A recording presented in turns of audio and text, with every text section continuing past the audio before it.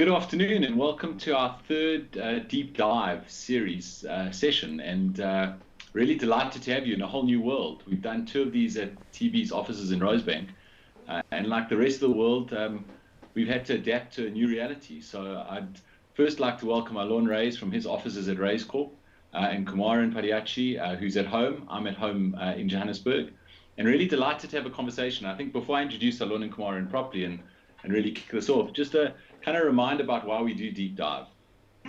Allon and Kumar and myself have been meeting for years actually to talk about our businesses and about entrepreneurship and about what's happening and how hard it is to run a business. And we felt that a lot of the world had got Twitterfied, if you like, where everything had become about short sentences, easy solutions, and actually the world isn't full of short sentences and easy solutions. And no time in history has been more relevant than right now.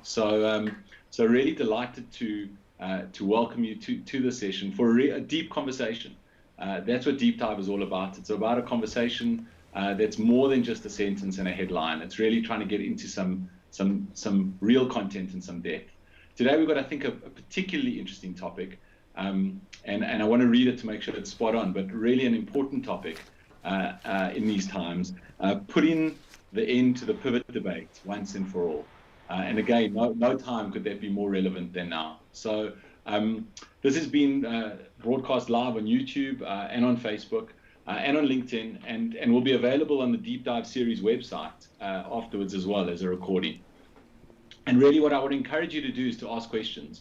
We're going to kind of have a chat for about 45 minutes and then hopefully open it up to the whole community and get some questions. We have some questions that have come through already, and we'll try and answer as many as we can in the half an hour afterwards. And the more you ask and the more we can have a conversation, the better.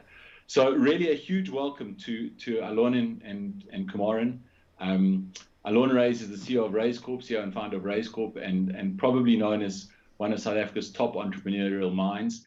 He spends his life looking at businesses, mentoring entrepreneurs and helping entrepreneurs to fulfill their potential.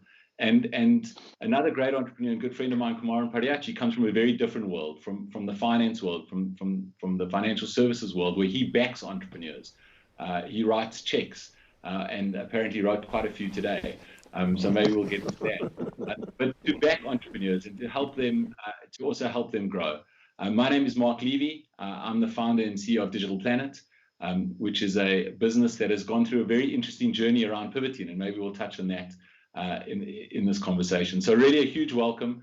This is new for us.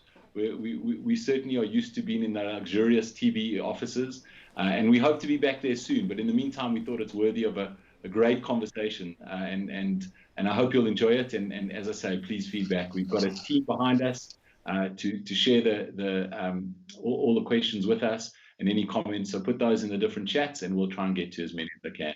So really just a welcome. In this unprecedented COVID time. I saw a graph that showed how many times the word unprecedented is now used.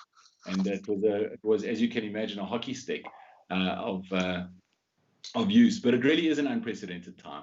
So before I kind of kick into the topic, just a general hello from Allon, maybe you first, and how are you? And then Kumaran, I'll ask you to follow that up with just a hi to the audience and really just a how are you?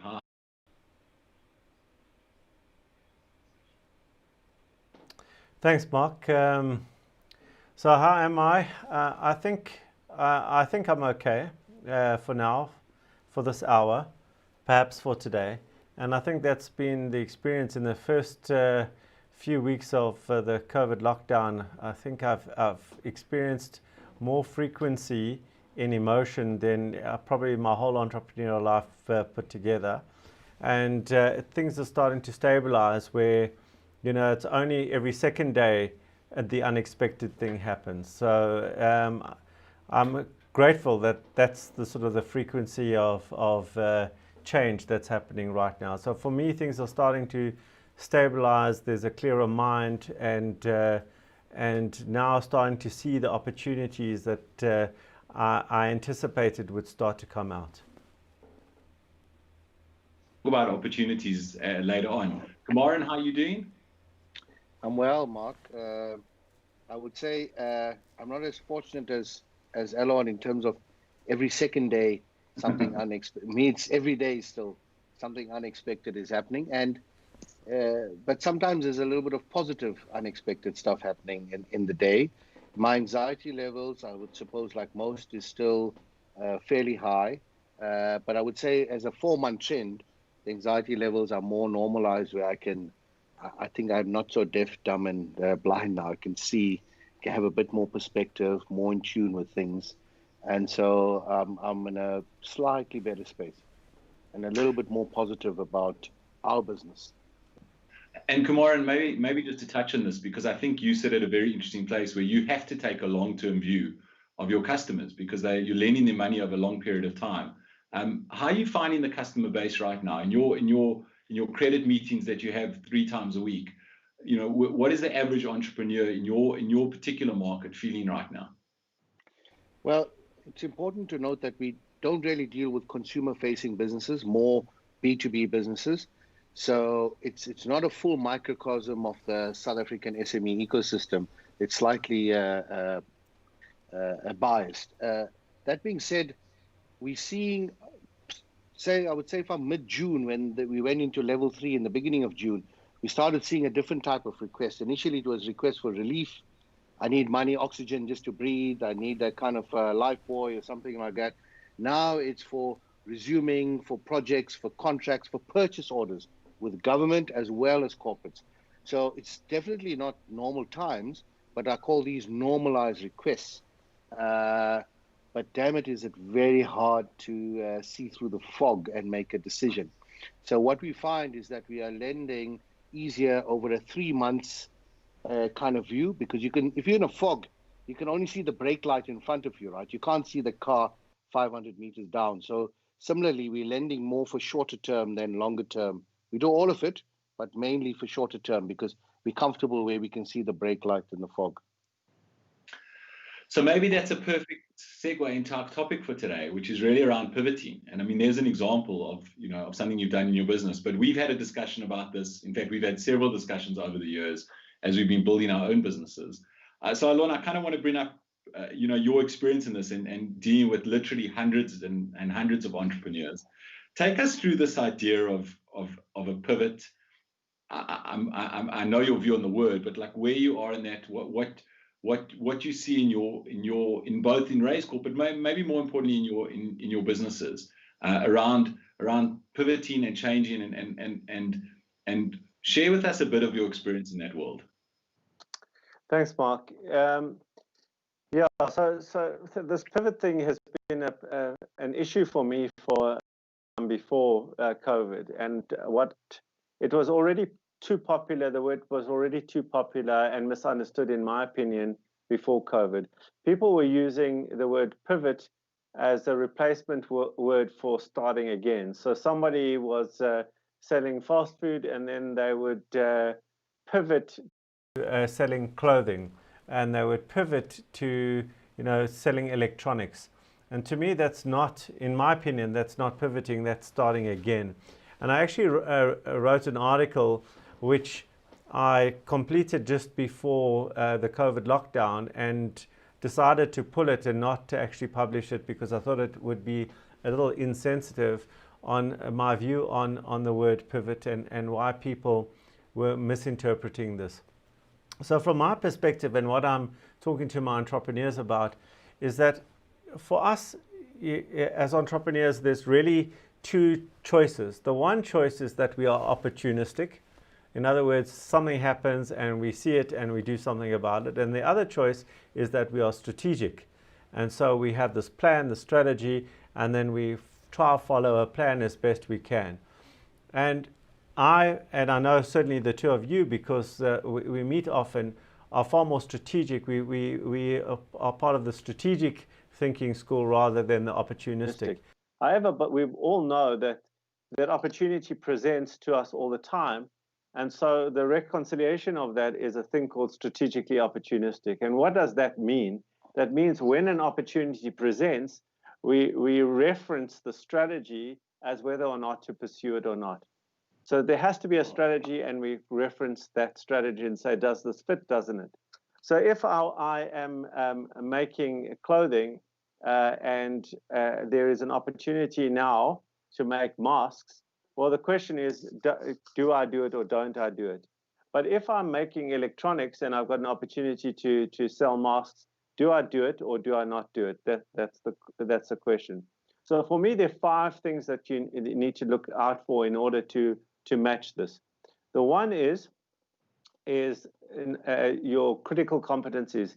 And critical competencies are 3 things: sales, marketing, and distribution. Is this new opportunity matching to one of those 3 competencies? Yes or no?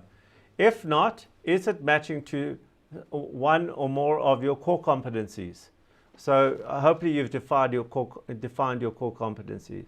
Yes, no.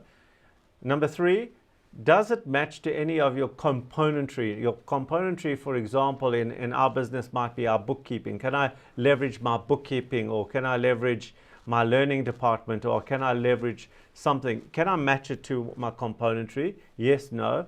Number 4, can I match it to my channels, right? In other words, my distribution channels. And number 5 is, can I match it to my clients? If I can, and that's a big option. That's a lot of options. And for me, every time an opportunity presents, I look across those 5 C's and see if I can match it against those. If I can, I start to look at it further. If I can't, and you have to be honest because there's a big opportunity in front of you to match it, then I don't. And too many people are just willy-nilly just so-called pivoting without using any of those 5 C's. And the most important one of all, I think, is your core competency. And I know, Allon, I know you get quite frustrated at this word pivot. And I know, I mean, if you think about, COVID in this time now, and we've all seen it, it's that businesses that were in consumer electronics are now in PPE. In fact, it's amazing to see how many businesses have pivoted into PPE with really none of those C's, no competency, different customers. Talk a little bit about survival here, because I think there is an element of that, in these times, which is maybe which is significantly different. The idea of having a long-term strategy in the fog versus, sticking to that strategy versus pivoting or versus changing. Talk a little bit about that, and I know you see that in your space. Yeah, so I'm always pro-life, and any entrepreneur tries to do anything that they can. But when it comes to the fact that an entrepreneur now goes into masks, and I've seen this happen, right? So they're in a completely different field, and now masks. You have to get masks, and the price of masks, blah blah blah. So they bring in a whole shipment in from China, and they bring at the time at 25 Rand. Very soon the competitive forces kick in, and then they can't sell it. So now they're sitting with a whole bunch of masks in their warehouse that are now retailing at 12 Rand a mask, or 10 Rand, or 9 Rand a mask, and they brought it in at 25 Rand. Because they could not move it out fast enough. Their distribution channels weren't there. They didn't have the clients, etc. up front, and they had to go through that learning curve. So I've seen a lot of these businesses that are so-called opportunistic, trying to survive, actually kill themselves in the process. It's like they're accelerating their death because they are investing in things that they still have to go through a learning curve first in order to basically allow themselves to leverage that opportunity properly. And there's no leverage if you're starting a learning curve from the beginning.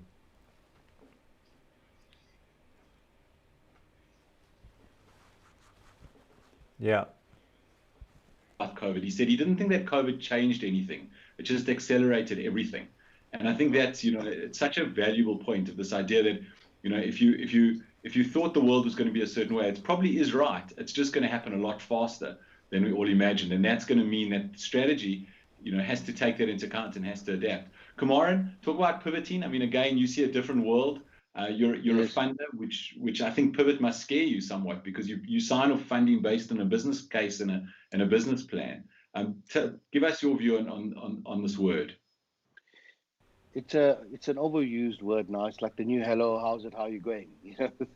What's your pivot? Have you pivoted? What's your pivot? But if you strip away all of that nonsense, it settles down to largely what Allon was talking about, and I'll just build on some additionality to what he said. So, the business can be in 5 modes. One, you can be looking at things you can be looking at things strategically, like you said. 2, you can be looking at things opportunistically. 3, you can be starting again.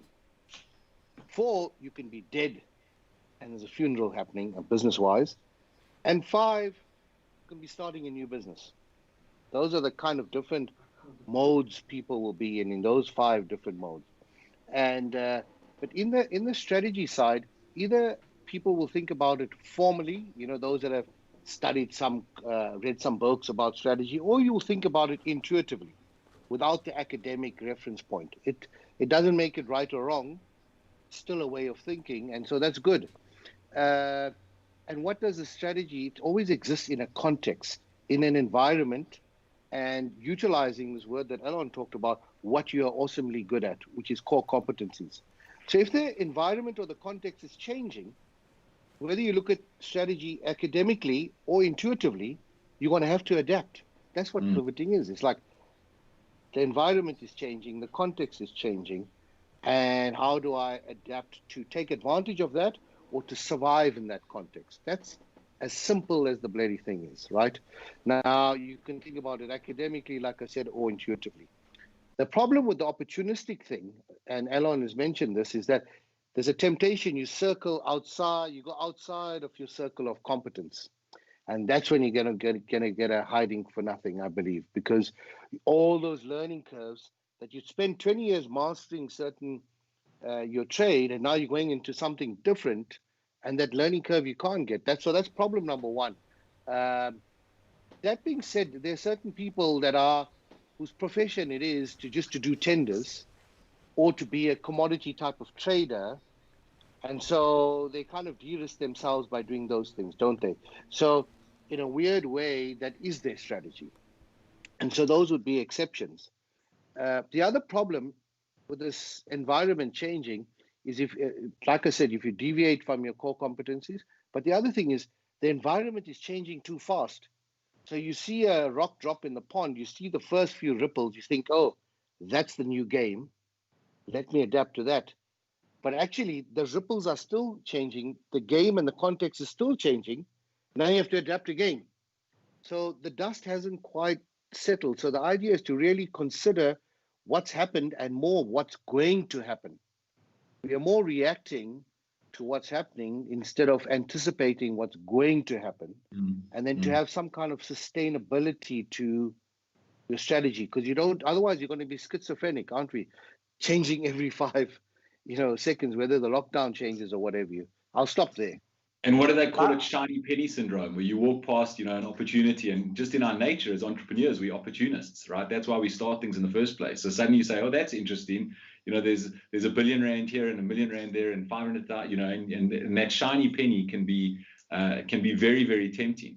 Can we move Mark, away? Mark, now, before we move on, Mark, what's your take on this?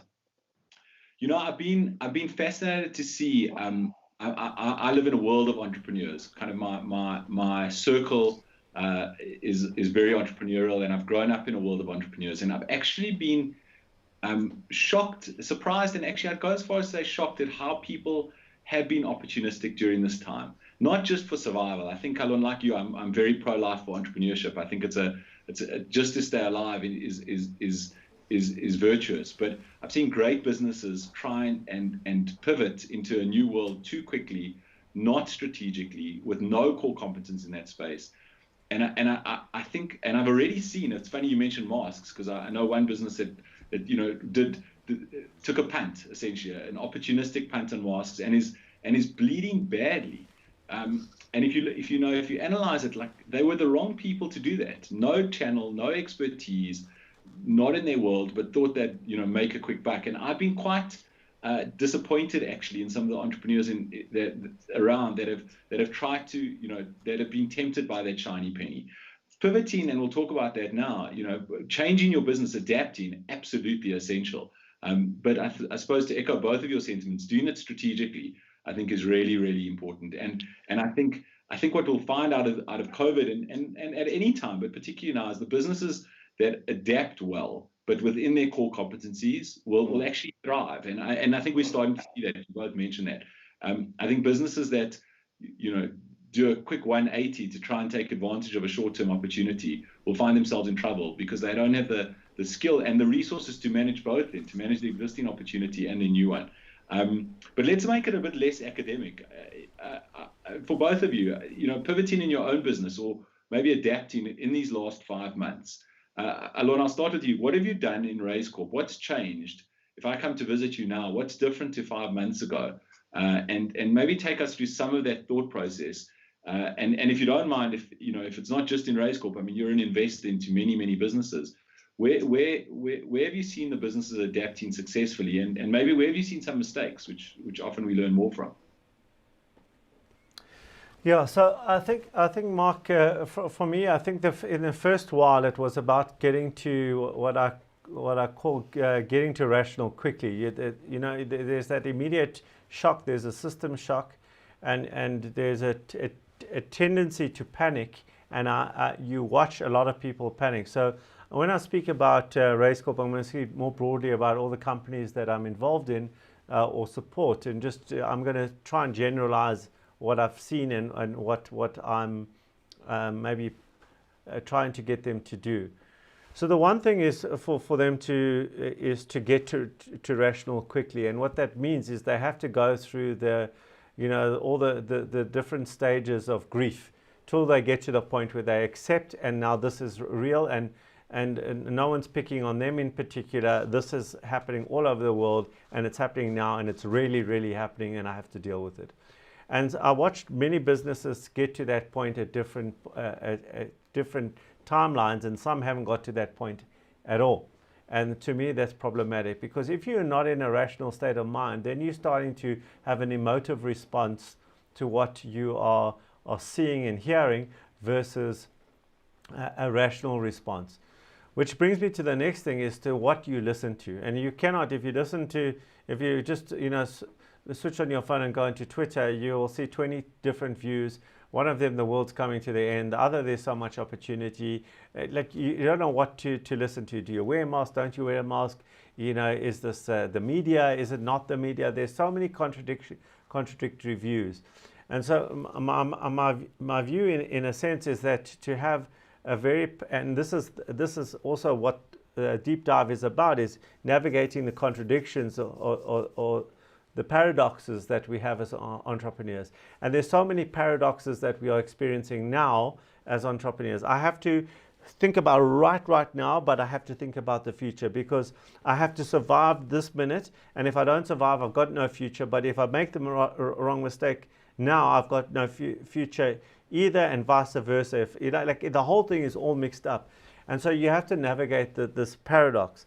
And so if you are in a rational state, you can start to think. So for me, a lot of what I've been doing is scenario planning, is to create different scenarios, and then trying to see what's common amongst those scenarios, and then starting to learn from the common actions that come out of different scenarios, that those are the actions that are most likely that I have to take. So I'm trying to rationally even understand what my next move is by creating multiple scenarios with different factors that affect those scenarios, and then look at the specific actions that are common to all those different scenarios. So that gives me a clue as to which direction to move. The second thing that I've said to them is around basically surrounding yourself with the right people. If you surround yourself with people who have got the rose-colored glasses, you're going to have one perspective. If you've got people who've got heads in the sand, you're going to have a different perspective. So it's about surrounding yourself with a good mix of people where you can get the right perspective, but keep that circle small, because the bigger that circle is, to me, the more confused you're going to get. So you certainly need outside input. I think it's too lonely, and you can go mad in your head in that time. But open it too wide, too much information, not have it, too little information. So it's about controlling that information set around you. And then for me, it's about the fact that the most pivotal point for me, and sorry to use that word, in this whole journey was when the oil price went to minus $37.10 at one point in a day. Just think about that conceptually, that people paid you. If you said to your grandfather, your great-grandfather, great-grandfather, there's going to be a time where the people will pay you to take away oil. It's the equivalent. It's the absolute equivalent of me saying to you, no, Mark, people are going to pay you to take away diamonds or take away gold or take away. It's a bizarre concept of a commodity being as a negative price, and yet that happened. And that just tells you one thing, that all the rules are breaking. And there's the ING, they're still breaking. And so there's no way, and Kumaran touched on this just now, there's no way you can right now be thinking more, in my opinion, very long term. So you decide now, what is the horizon that you feel comfortable trying to work out? I've worked, for me, that's 1 year, 12 months. I'm normally a 5, 10, 20 year. And so I've got a 1 year, and here's the paradox. I've still got a 1 year, but I've still got my 20 year. But everything in between, I have no cooking clue. I've got no idea what happens. But I've decided I'm going to try my hardest now to get 1 year in and still have the 20 year, because I'm likely to get the 20 year, but I can't think beyond. There's too much movement for me to know beyond 1 year. Really interesting concept. I want to come back to that. But Kumaran, talk about pivots in your business over the last 4 months. You've broken with one, which you said you're doing more short-term work. But take us through some of that thinking. So, and then I want to use three, images or analogies or metaphors that has guided me and us at Spartan, and perhaps even some of our clients. And, I'll put this for you guys to think about as well. The one I've already mentioned, which is the concept of the fog, doing business and traveling in the fog. If you just feel and think what it's like to travel and navigate through a fog, that's one construct that will help you. Because the big thing is, you're all like, when will this end? How will it end? No one knows, Jack, right? So these things will help you. So the one is that. The second image that I've also used is the issue of the rock falling in the pond and ripples. Because it's not just about the first three ripples. The ripples still continue. So it requires that construct helps you. In the first one, helps you not take too far long bets, because in the fog, it's the only way you can see. The second one helps you to kind of have this anticipation view, predictability view of the rest of the ripples. And the last construct, just to think about before I go into what we're doing in the business, is that of running. It's not a sprint, it's a marathon, except with a twist.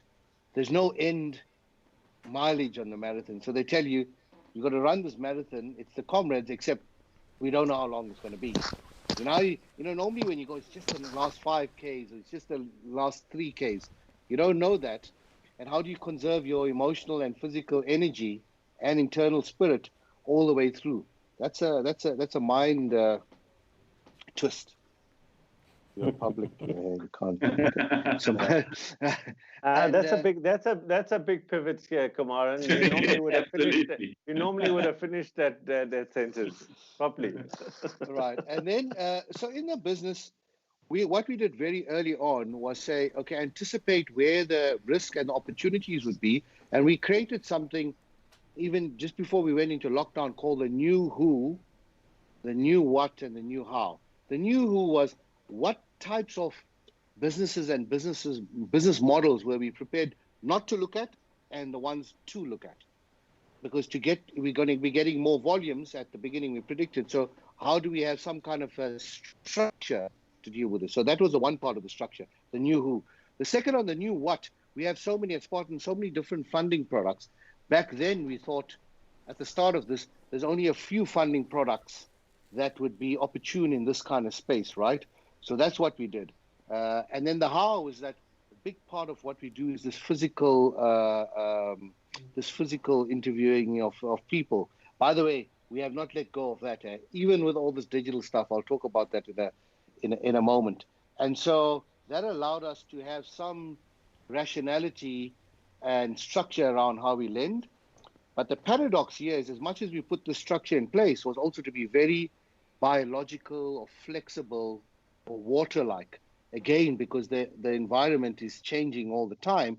If you're too structured, it ends up breaking, right? So you need You need to like certain buildings are designed to accommodate the earthquakes. So too much structure is a bad thing. So that's the paradox. I'm just going to say to the audience now, if you do have questions, please put them on any of the channels we're working on. I've got a couple more, and then I'd love to go to some questions from you, and hopefully we can answer some specific questions that are more relevant to you than the general conversation. But I do want to ask, I always look for examples. And Allon, if you think about Pivoty now, and particularly in this time of COVID, when you look at businesses, if you can keep them local, but maybe anywhere that you've seen that businesses that have done this well, that have done this within the framework of their core competencies, but have managed to build new markets. Have you seen something that you think is interesting? I've got a couple that I'll bring up afterwards, but what is your what have you seen? So I'll give you two examples. One is the international, one's a local, and me watching what happened internationally actually gave me the clue around the local. So I saw a plumbing business in the UK where this guy during lockdown in the UK wasn't obviously able to go out and plumb for I'm not sure why not, because here the plumbers were allowed to go out. So he decided that he would create a YouTube channel and he would then dispense plumbing advice and basically on people to do it themselves. And he had the personality, he had the content, he had everything, and he actually monetized his knowledge. Instead of physically, he monetized it verbally through YouTube. And the last time he had 200,000 viewers, he had sponsors, and now people were saying, sponsoring using this wrench, this make wrench, and this make plunger, whatever the case may be. And he learned how to monetize in a different way. Locally, we're involved in a accounting business, and when you say there are no more boundaries, there's no more geography, the concept of no more geography, then all of a sudden this business works on zero. He started calling up to the UK, to Australia, to New Zealand, all the English-speaking countries that particularly were using zero, and started doing work for other companies overseas. And he would never ever have done that before, but now he's earning pounds and dollars, or Australian dollars, etc. And it was always possible before, but he was never prompted, and they were never ready. No one was ready, but he made the move, and it made sense with the rand pound exchange, and he's making a fortune. And we were on a call the other night, you and I, Mark, where there's a lawyer that we both know that's doing the same thing in Germany, right?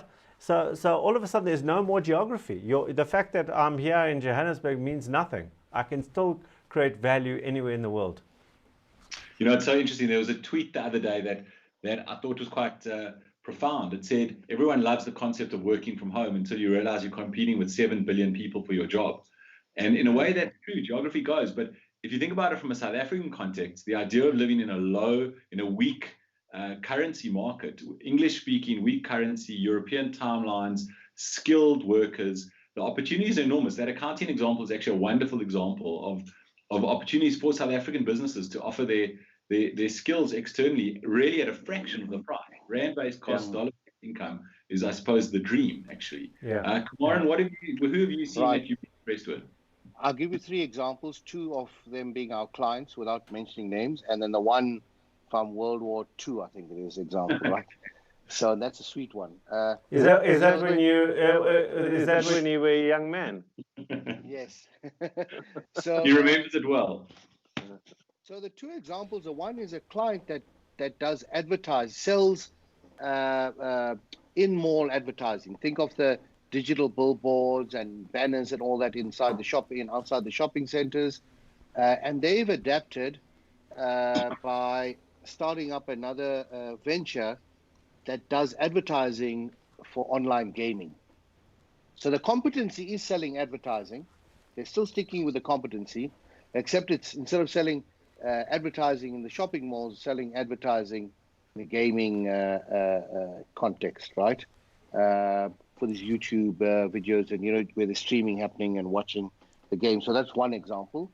The second was a crowd that is a crowd that does events, large scale events. So think of all these different horse racing events and anything massive like big golf tournaments. And they've got these massive tenting business. So that's when you see this humongous tents with flooring and sophisticated air cons, like a proper setup. Now that's shot to nothing, right? Because you know what's happening with events.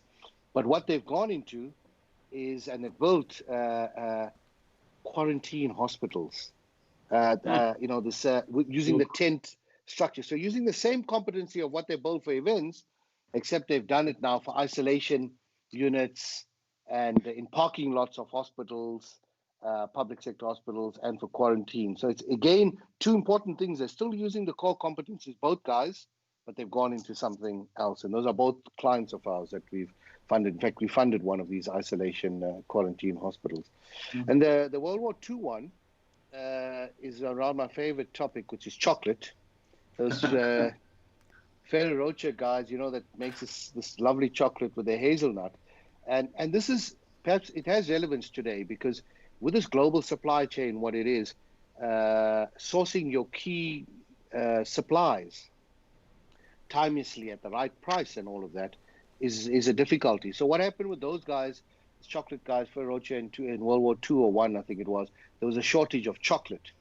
So now that's a key ingredient because they're selling chocolate. So what they did is they found a particular technique to take the hazelnuts, they ground it in a certain way, and they use that to basically make a little chocolate go a long way by bulking up the chocolate to still be the bar size.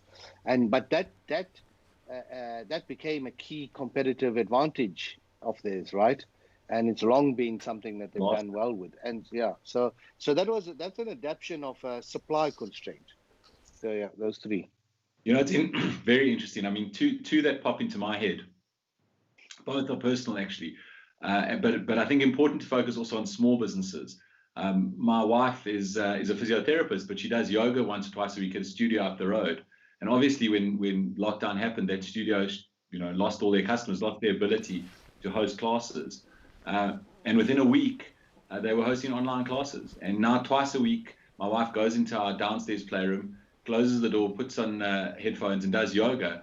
And actually, what's turned out, and Allon, not dissimilar to you, is there are now people joining from around the world. It's a really good yoga studio. They've got a couple of teachers. And now, again, it doesn't matter where you are. You don't have to be in northern Johannesburg to do that. You can be anywhere in the world. At 9 a.m. there's a yoga class, or 6 a.m. there's a yoga class. And I think that's been fascinating to see how that industry is actually changing fundamentally, and creating this new kind of entrepreneur, these global entrepreneurs. And the second one, which is a run by a guy we all know well, Ryan Bach, is the Net Florist story. And if you look at Net Florist, very quickly overnight, their business essentially died. E-commerce was switched off, and during lockdown, you weren't allowed to trade. But one of the things you were allowed to do was sell food. And they did a deal with Macro in 3 days from start to finish. And they started using, you talk about core competency, they started using their core competency of being able to deliver fresh produce with refrigerated trucks, and pivoted really from flowers into food overnight. A remarkable achievement. And it had real impact on their business, and actually changing their strategy somewhat to say, what are they really, is their business about gifts and flowers, or is their business, around logistics and so interesting. And again, to echo what Allon said, just a space they never would have considered going into. And both examples, if the world hadn't been like that. And as I'm saying this, and I think it's a wonderful thing about entrepreneurs. I actually feel optimistic. You can have days. Allon mentioned every second day, and Kumaran mentioned every day. I'm probably more Kumaran than Allon at the moment, but where you really do question things. But listening to this conversation actually kind of does make you feel optimistic about where things are. So maybe before we open questions to our listeners and to our watchers, I suppose, Allon, what are you optimistic about right now? What when you think about it, what gives you cause for optimism? When this whole thing started, the first thing I did was call my mentor, who's in his 70s, and asked him, what do I do? And he said, I don't know. But I can tell you one thing. This is the biggest opportunity of your life. this is the biggest opportunity of your life. And if you lens it that way, it'll be the biggest opportunity of your life. And, you know, I reflected on that for some days afterwards to try and really understand the nuance of what that meant. And what I've since seen is that there are really two categories of people. There are those that are looking at the lifeboat and those who are looking at this as their ship come in. And depends where you focus is where you will see opportunities. So for me, what I'm seeing is so many opportunities present to me now that hadn't presented in the past. And so what I'm optimistic right now is that I just around the volume of opportunity, and what makes me anxious is that I remain disciplined in terms of, you know, those 5 C's, and in particular the core competence. Because sometimes, you know, one of those opportunities, you know, we as entrepreneurs have an incredible ability to be able to rationalize why that could be. If you look at it that way, from with the sun just behind it, it could be using our core competency. And so I'm excited just about the volume and the quality, actually, opportunities right now. That's actually incredible to hear, because it does show you how, you know, this time of, you know, the famous cliche, but don't let a good opportunity, don't let a good crisis go to waste. Yeah. You are seeing actually a real blossoming of opportunity of people who, I suppose, so trying to survive and figuring out how to start new businesses or how to take their business into new places, and you're at the forefront of that. Kumaran, what are you optimistic about? No, in our business, Mark, it's a lending business, as you know, and so our optimism is evidenced by writing the check. Whenever you're writing a check to somebody, that's an act of being opportunistic. Of being optimistic, and both, I suppose, and also being optimistic about them, right? And one day after the country went into lockdown, we wrote a check for one of the existing clients. Though it's always easier to relend, you know, more money to somebody that you're comfortable and you know. And so we haven't had the luxury. We sit with liquidity. You don't have the luxury of just sitting with it. We have no other banking check account type of income, so we have to lend to earn. And so what I'm optimistic about, because our phrase is that our financing backs entrepreneurs, and so the thing I'm most optimistic about is the spirit and the resilience. If we look at last week, was a good week for us in terms of approving some sizable transactions that are now being executed and like I mentioned before we started the call, paid out today. And just looking at the confidence about those entrepreneurs, their resilience, because really, you know, we back their business model. There's a little bit of collateral, sometimes there's not, and whatever there is inconsequential in the greater scheme of things. But really what we're backing is then the jockey. Yes, we look at the model and some kind of, but we back that jockey. And so we're really looking for the strongest character. Not everyone is like that, but so we voted our optimism with the checks that we've been writing. So I'm optimistic about the spirit and the resilience of this breed. And we are entrepreneurs funding entrepreneurs. So that gives me optimism. You know, it's so interesting because I think there is something special about entrepreneurs, and we all very lucky to spend a lot of time with entrepreneurs. Just to change it slightly differently, and I think there are a lot of people in the world who, you know, who work in corporate world. The corporate world is their reality. Allon, I know you know we speak about this occasionally, but you know, what's your advice for a corporate person right now? You know, you're in a bank, you're in an insurance business or a corporate, and which has its own challenges. And you talk about, you know, a person in that environment. We've spoken a lot about entrepreneurs, but I know there are people on the platforms that are thinking, you know, is it time to leave? Should I leave quickly? You know, is now the right time? To someone like that, you know, what's your view of a corporate worker right now in South Africa? And you spend your time with some of those people making the transition into entrepreneurship. Sure, that's a tough question. So I'm going to split that into two answers. The one is around the corporate itself, and it's interesting that over the last 3-4 months right now, we've had quite a upsurge in the amount of inquiries that I've been receiving personally around bringing entrepreneurial thinking back into the corporates have understood now more than ever. You know, they've known for a long time they need to change, but as you said before, like Scott Galloway, everything's accelerating. But now, how do I change? What is the framework by which a big corporate, which is so structurally bound by all sorts of policies and legacy stuff that it's very hard for it to change, even if it wants to? What do you do? So at a leadership level, there's been, my advice is to take that question incredibly seriously right now, else you'll be on the, you know, the garbage heap of history. For people in corporate, I'd say there are two things. The one is to be intrapreneurial now. I think there's a great opportunity to be intrapreneurial, just like people are more, when I spoke earlier about the fact that our overseas people are more open to using a South African firm to do their books. So too, what I'm witnessing is within corporate, entrepreneurial ideas or intrapreneurial ideas are far more accepted right now. People are looking for new, different, etc.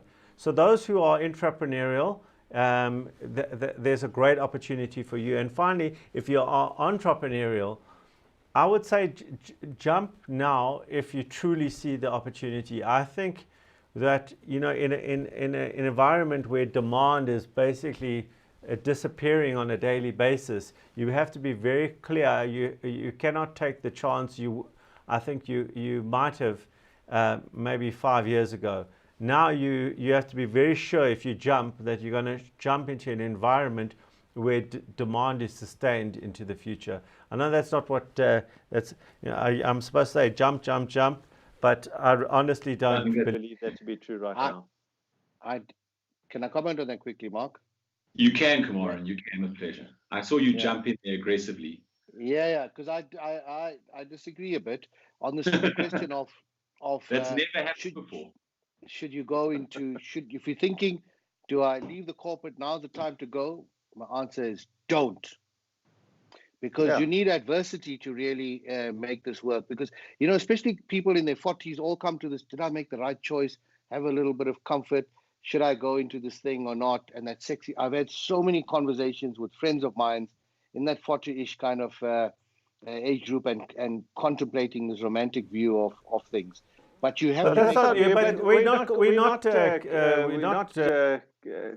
arguing. We're saying the same thing. Let me finish. Okay, sorry.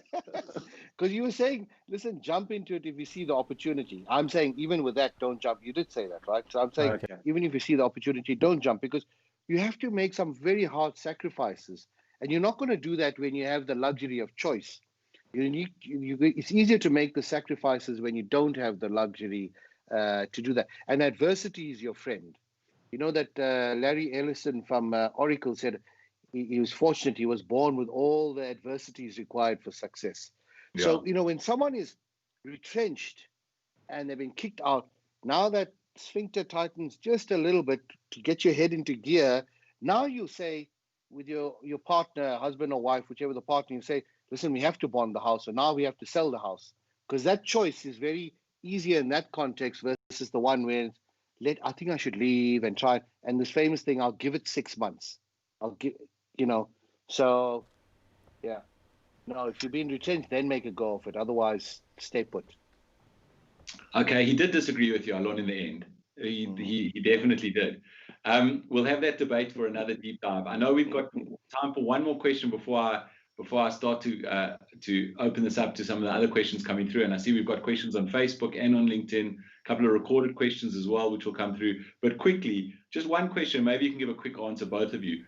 What's not going to change? You know, there's definitely going to be things that change permanently, but what's not going to change? In a year's time, you know, hopefully there's a vaccine and the world has kind of got back to a new normal. What doesn't change?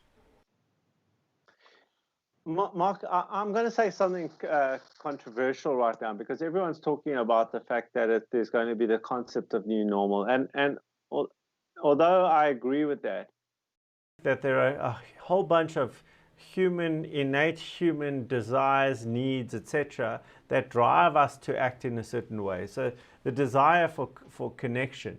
People need connection, and what we're seeing in corporates is, although people are enjoying being at home to some extent, they are, unless they've got a whole, but there's a point in time when you just cannot handle a whole bunch of kids screaming around the house. People are enjoying the kids are enjoying not going to school until they work out that they've got no connection with their friends, and that playing on a computer game is not really a connection, and there'll be social disorders that will come from that.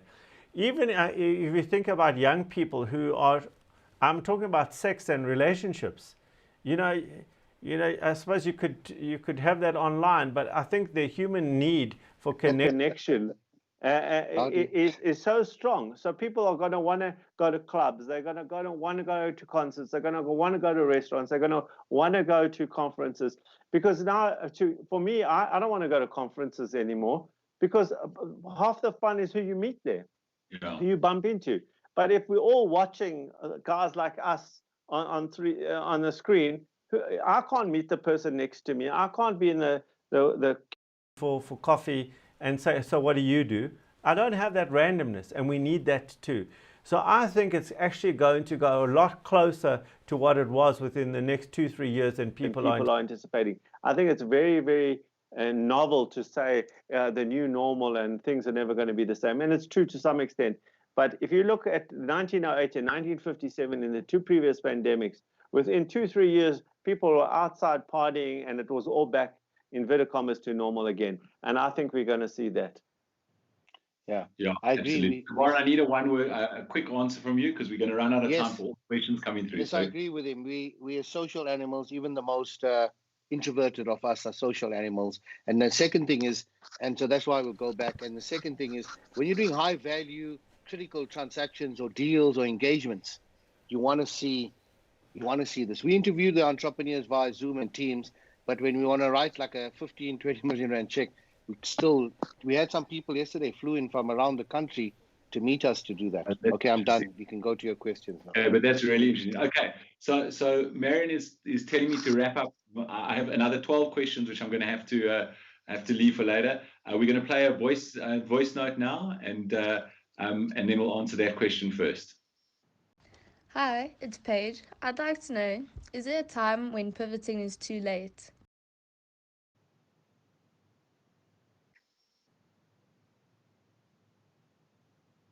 Sounds of silence. Well, I think the voice note just got played. So the question I'd like to know is there a time, is there a time when pivoting is too late? Allon, maybe touch on that a little bit, like when you've missed the boat. Yeah, I think there's a time where things come to an end, but you have to be able to ask yourself a question. I've got such bad feedback here. So, all right, I'm just hoping, okay, no, that's much better. Now I can concentrate again. So, sorry, Mark. For me, I will say this always, for as long as you can ask different questions and you get different answers, you carry on. So the moment you can't ask a different question and you can't get a different answer, then it's time, then it's too late. But until that point, you keep asking different questions. Kumaran, when's it too late? If you take a view that pivoting means being opportunistic, because you remember we talked about the strategic versus opportunistic. So if you're the opportunistic side, then if you are moving when things are 100% certain, it's too late. You need to move in anticipation and predictability of that opportunity, like when things are 50 or 70% more certain. Your mask was an example. When people are coming to the game too late, now you're sitting with excess stock. So that's the danger of being opportunistic, and that's the danger of moving, pivoting too late on that. On strategy, sometimes there's an advantage on being the second mover. In fact, often there's an advantage of being first, seeing how the game, the gazelles and everything is on the lake, and then moving. So if you're opportunistic, I would say it's more dangerous to pivoting late. There are a couple of interesting questions coming through and maybe a bit more controversial. What we've managed not to talk about politics at all in the last hour, which I think is fantastic. But we do have a question on Facebook from Anesh who asks, do we ignore the politics and its impact on the entrepreneurial landscape?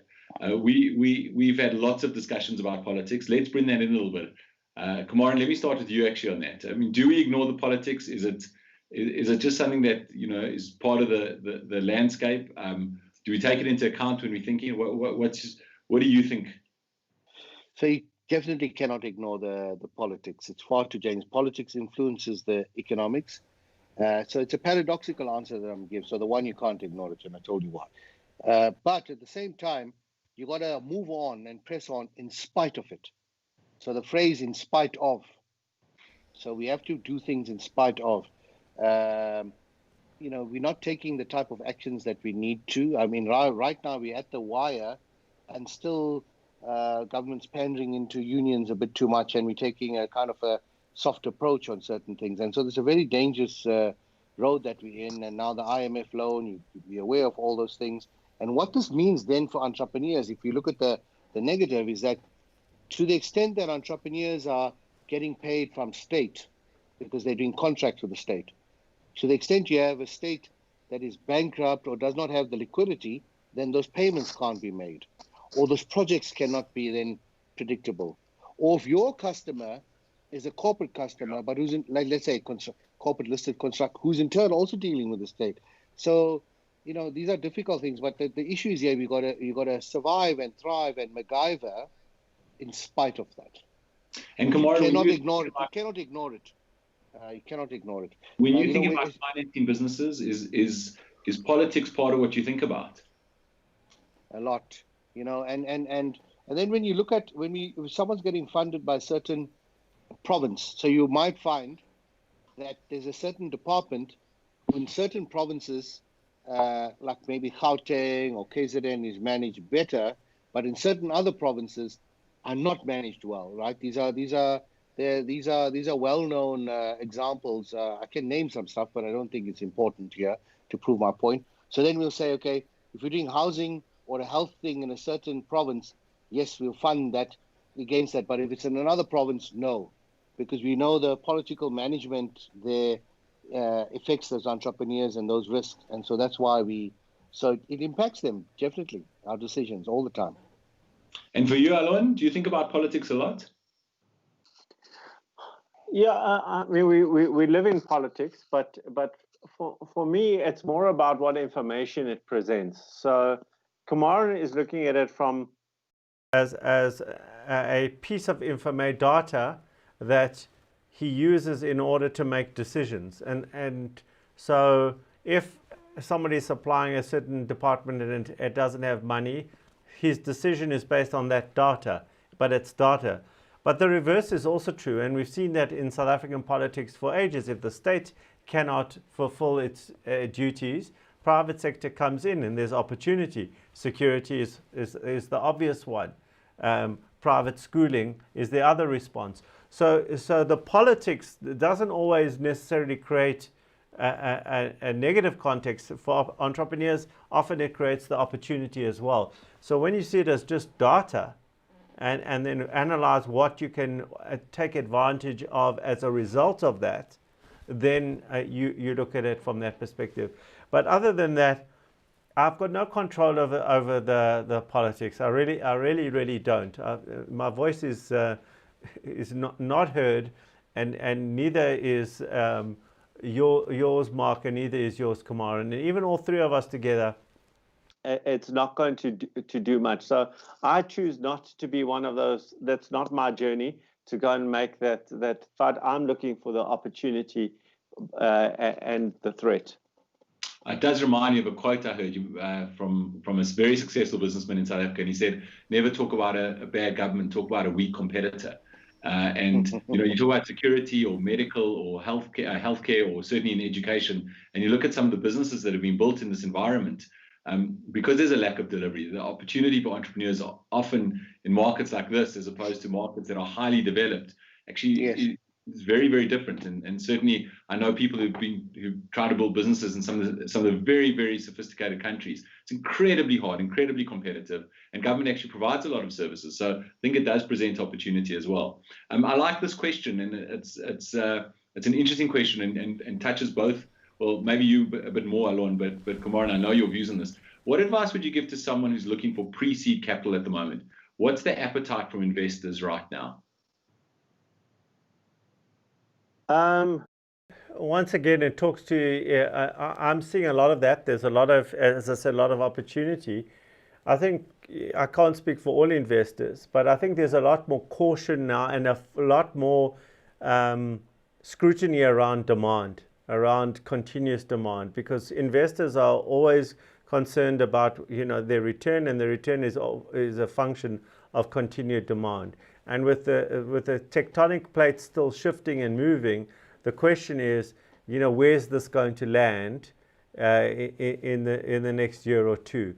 So I think there is still appetite, but I think you'd have to, if you are one of those individuals looking for seed capital, I think you need to belabor the point around where the demand is more than you would have perhaps a year ago. In the seed stages, I know it's not really your business. No, but we do see stuff, and I'm familiar with that space. So the thing is, it's definitely more difficult. However, there's room for the strongest people looking for it. What I mean by that, logically, this type of pre-seed thing will be not from formal institutions or formalized investors. It would be more from angels, let's just call it that. And so angels right now would be hunkering down and holding their own cash, right? And not wanting to take a flit and fancy on something speculative. So that means that pool of angel investors that can write the checks have shrunken. So that's where the toughness is. Number two, of those remaining, they're definitely asking tougher questions. It's definitely not lazy kind of capital. It's if I'm putting this thing in, they're going to put you through the ringer. And so what that means is that for every 100 people looking to do getting the seed round, and if before it was 30 that succeeded, now it's only going to be 5 or 10. They're really astounding that can have the game on and show that this is viable and a better opportunity. So that's what that means. Interesting. Okay, Allon, this is a interesting question specifically for you, although I know Kumaran will have a view on it. But the question is in verbatim from Boitumelo is what's Allon's view on the corporate market cutting salaries? And maybe it's a more general question. I focus on cutting salaries, but just I guess on we've spoken about pivoting, but also on survival. Maybe touch on that. Yeah. So let me give it to you as an example, whether it's a big business or a small business. If you're competing and you are in an industry and your competitors drop their base cost of their salaries by 20% or whatever the number is, or 30%, that means they can operate at a lower cost base than you, and therefore they can command or demand a lower price than you, and therefore they can create more market share than you. They can become more competitive than you. So corporates and small business alike that don't align their base salaries, because if we're competing for talent, we generally know there's a market rate that a certain type of skill that costs in a certain parameter between X and Y. But if your competitor is between A and B, which is a lower parameter, then you've got no competitive edge. So I actually think it's the right thing to do, certainly in the short term. And here's the proviso: that the proviso is that company is not able to, it doesn't have a position in the market where it's irrelevant. If it's relevant, the cost base is relevant, then I think it's the right thing to do. If the cost base is irrelevant, in other words, it makes no difference, they're just making more profit, then I think it's the wrong thing to do. Kumaran, cutting salary? Yes. So, we can't be holier than thou and judge this. Each company will have its own reason for doing it. We haven't cut yet. It's maybe something that we may we may still need to do, but thankfully we haven't. But it's not just costs; it's also liquidity. It's also liquidity because companies, especially large corporates, you need to build organic liquidity in the system. That comes from, unfortunately, which is a sad thing, stretching some suppliers, which is a big no-no. But it also comes from pulling in customers paying earlier, but also a salary cut is also part of that game, and so the notion of everyone sacrificing to kind of ensure the sustainability is fine, long as there's a trust and a candidness and a genuineness about why it's happening. It's not a never-ending thing. I think it has a role and a purpose, and we shouldn't beat the corporates up for doing that. All companies may need to do what they need to do to survive. Cool. We're going to go to our second voice note from Anele. Marian's going to play that now, and then we'll come back to an answer, and then we'll follow up with we haven't got much time left. This has gone really quickly, but we'll try and squeeze in one or maybe two more questions. Will you play the voice note? Hi, this is Anele in Johannesburg. I'd like to ask, is pivoting not a last-ditch effort to save a dying business?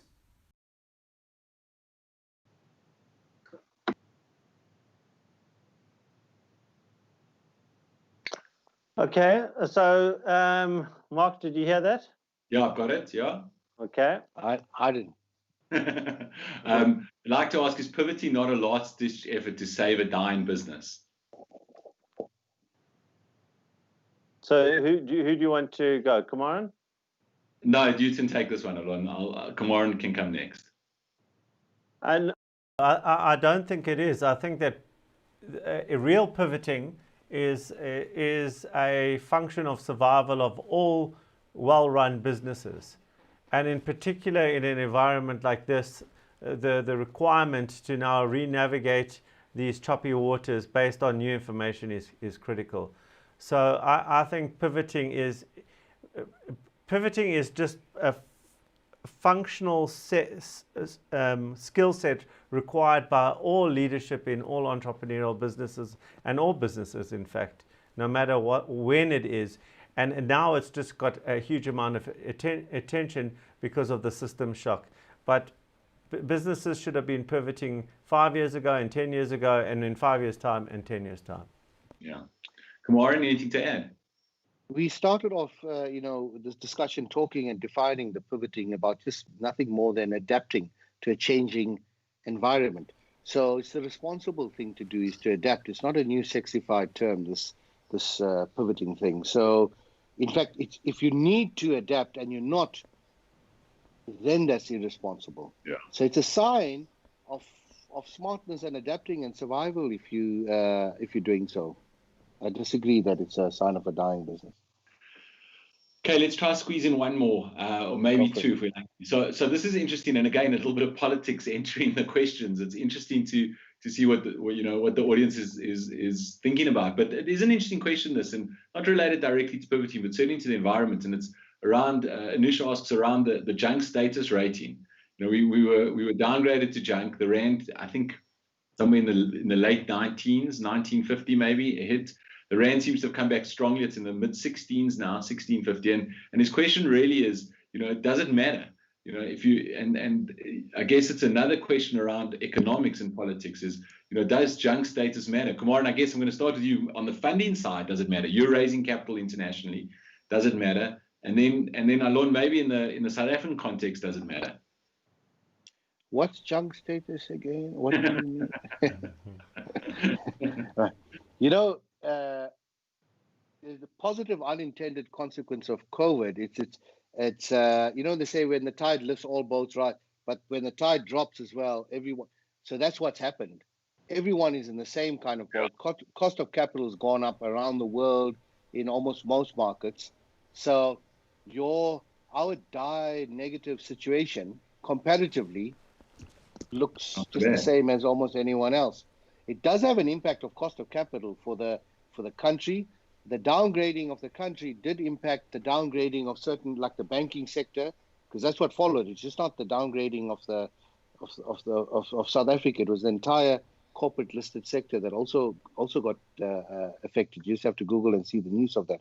So their cost of capital will become more expensive for all of us. And then whoever's doing business with these entities or funders or banks or even non-banks, whatever it is, there is this ripple effect. So, but there's so much of other negativity going on that we're not noticing that too much, perhaps. And also the drop on interest rates. We're at the lowest interest rate that we've had in South Africa, I think in 47 or 50 years or something like that. That's also maybe muted, dulled some of that. Yeah, absolutely. Absolutely. But, when you got one problem and it's superseded by something that is more of a crisis, you tend to forget. If your house is burning, you forget about the pet that got killed. Okay. Yeah. It's interesting. I was talking to a friend of mine who does business in Angola, and I was asking him about COVID, and he said COVID's number 8 on the list of problems. So, it's all relative. Absolutely. Allon, we are running out of time, but just a quick answer on junk status.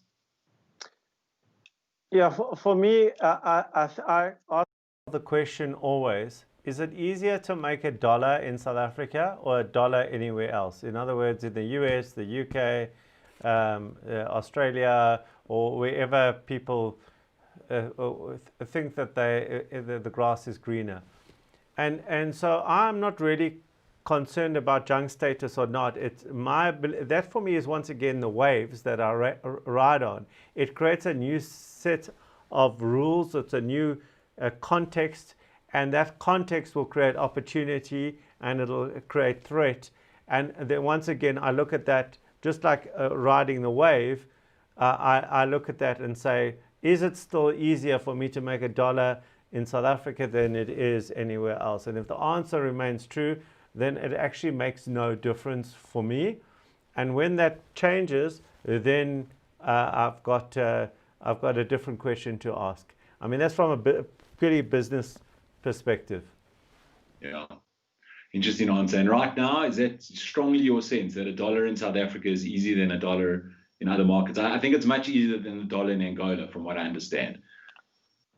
I think everything is around your personal circumstance. So I can only speak for me. So given my experience, my age, my network, the assets that I've built over this time, the answer is still true for me.